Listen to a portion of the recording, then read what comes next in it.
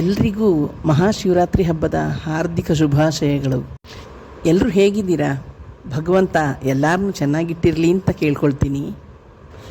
ಈಗೊಂದು 15 ದಿನದಿಂದ ನಾನು ವಿಡಿಯೋ ಮಾಡ್ತಾ ಇಲ್ಲ, ಕ್ಷಮಿಸಿ.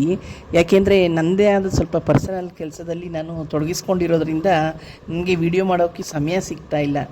ಹಾಗಾಗಿ ಇವತ್ತು ಶಿವರಾತ್ರಿ ಹಬ್ಬ, ನಿಮ್ಮೆಲ್ರಿಗೂ ಹಬ್ಬದ ಶುಭಾಶಯ ಹೇಳೋಣ ಅಂತ ನಾನು ವಿಡಿಯೋ ಮಾಡಿದೆ. ನೀವೆಲ್ಲ ಹಬ್ಬ ಹೇಗೆ ಆಚರಿಸಿದ್ರಿ?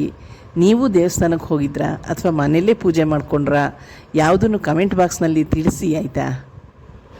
ನಾನು ಸಂಜೆ ಮನೆಯಲ್ಲಿ ದೀಪ ಹಚ್ಚಿ ನಮ್ಮೂರಿನ ದೇವಸ್ಥಾನಕ್ಕೆ ಹೋದಾಗ ಆಗಲೇ ಕತ್ಲಾಗಿತ್ತು. ತುಂಬ ಜನ ಜಾಸ್ತಿ ಇದ್ದರು, ತುಂಬ ಕ್ಯೂ ಇತ್ತು. ದೇವಸ್ಥಾನದ ಒಳಗಡೆ ಭಕ್ತಾದಿಗಳು ನಿಲ್ಲೋ ಜಾಗದಲ್ಲಿ ಅಷ್ಟು ಲೈಟ್ ವ್ಯವಸ್ಥೆ ಸಮರ್ಪಕವಾಗಿ ಮಾಡಿರಲಿಲ್ಲ ಅನಿಸುತ್ತೆ. ಹಾಗಾಗಿ ಅಲ್ಲೆಲ್ಲ ತುಂಬ ಕತ್ಲೆ ಇತ್ತು. ಹೇಗೋ ರಶ್ನಲ್ಲೇ ತೊಗೊಂಡೋಗಿದ್ದು ಪೂಜೆ ಸಾಮಾನುಗಳು ಕೊಟ್ಟು ಪೂಜೆ ಮಾಡಿಸ್ಕೊಂಡು ತೀರ್ಥ ಪ್ರಸಾದ ತೊಗೊಂಡು ಹೊರಗಡೆ ಬರೋಷ್ಟರಲ್ಲೇ ಸಾಕಾಯಿತು. ನೋಡಿ ಎಷ್ಟು ಜನ ತುಂಬಿದ್ದಾರೆ. ಹಾಗಾಗಿ ಎಲ್ರಿಗೂ ದೇವ್ರನ್ನ ನೋಡೋ ಹತ್ರ, ಪೂಜೆ ಮಾಡಿಸೋ ಹತ್ರ ನಾವೇನೂ ಹೇಳೋಕ್ಕಾಗಲ್ಲ. ಹಾಗಾಗಿ ನನಗೆ ಆ ರಶ್ನಲ್ಲಿ ಸರಿಯಾಗಿ ವಿಡಿಯೋ ಮಾಡೋಕ್ಕೂ ಆಗಲಿಲ್ವಲ್ಲ ಅಂತ ತುಂಬ ಬೇಜಾರಾಯಿತು. ಸರಿ ಅಂತ ಹೊರಗಡೆ ದೇವಸ್ಥಾನ ಪ್ರದಕ್ಷಿಣೆ ಹಾಕ್ಕೊಂಡು ಬರೋಣ ಅಂತ ಹೊರಗಡೆ ಬಂದೆ. ಹೊರಗಡೆ ದೇವಸ್ಥಾನದ ಸುತ್ತಲೂ ತುಂಬ ಚೆನ್ನಾಗಿ ದೀಪ ಅಲಂಕಾರಗಳು ಮಾಡಿದರು ಮತ್ತು ತುಂಬ ಲೈಟಿಂಗ್ಸು ವ್ಯವಸ್ಥೆ ಎಲ್ಲ ತುಂಬ ಚೆನ್ನಾಗಿತ್ತು ಹೊರಗಡೆ.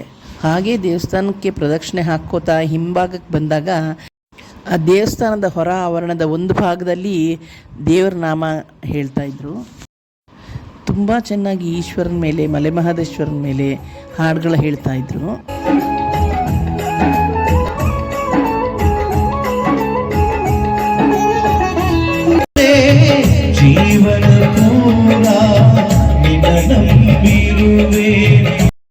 ಅವ್ರು ಹಾಡ್ತಾ ಇರೋ ಭಕ್ತಿಗೀತೆಗಳನ್ನು ಕೂತ್ಕೊಂಡು ಕೇಳೋದಕ್ಕೆ ಅಲ್ಲಿ ಚೇರ್ಗಳು ಹಾಕಿದ್ರು, ಕೂತ್ಕೊಳ್ಳೋಕೆ ವ್ಯವಸ್ಥೆ ಮಾಡಿದರು.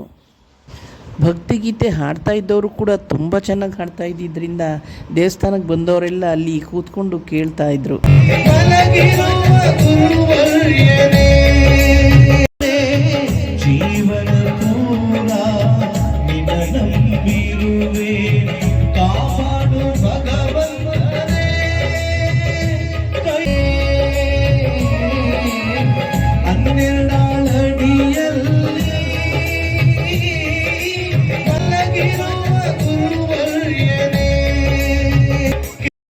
ಅಷ್ಟರಲ್ಲೇ ನನ್ನ ಸ್ನೇಹಿತೆ ಗಾಯತ್ರಿ ಸಿಕ್ಕಿದ್ರಿಂದ ಅವ್ರ ಪರಿಚಯದ ಮುಖಾಂತರ ನನಗೆ ದೇವಸ್ಥಾನದ ಒಳಗಡೆ ಹೋಗೋಕ್ಕೆ ಅವಕಾಶ ಸಿಕ್ತು.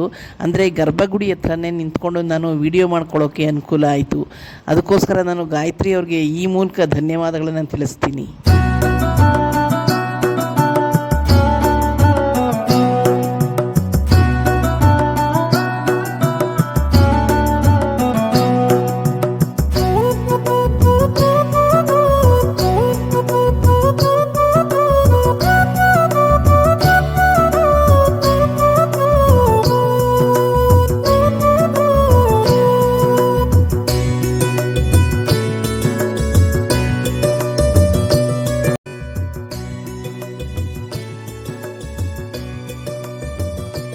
ತನ್ನನ್ನು ನಂಬಿ ತನ್ನ ಬಳಿಗೆ ಬರುವ ಭಕ್ತರ ಕಷ್ಟಗಳನ್ನು ನಿವಾರಿಸುತ್ತಾ ಅವರನ್ನು ಕಾಪಾಡಲೆಂದೇ ಕುಳಿತಿರುವ ಈ ಮಲ್ಲೇಶನ ಗುಡಿ ಇರುವುದು ಎಲ್ಲಿ ಅಂತ ಕೇಳ್ತೀರಾ?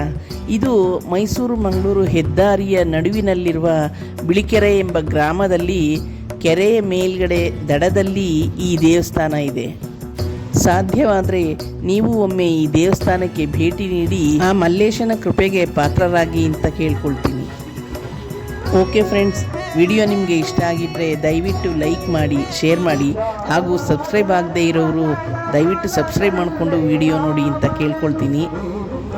ಓಕೆ ಫ್ರೆಂಡ್ಸ್, ಮುಂದಿನ ವಿಡಿಯೋದಲ್ಲಿ ಸಿಗೋಣ ಅಲ್ಲ. ಎಲ್ರಿಗೂ ಒಳ್ಳೆಯದಾಗಲಿ. ನಮಸ್ಕಾರ.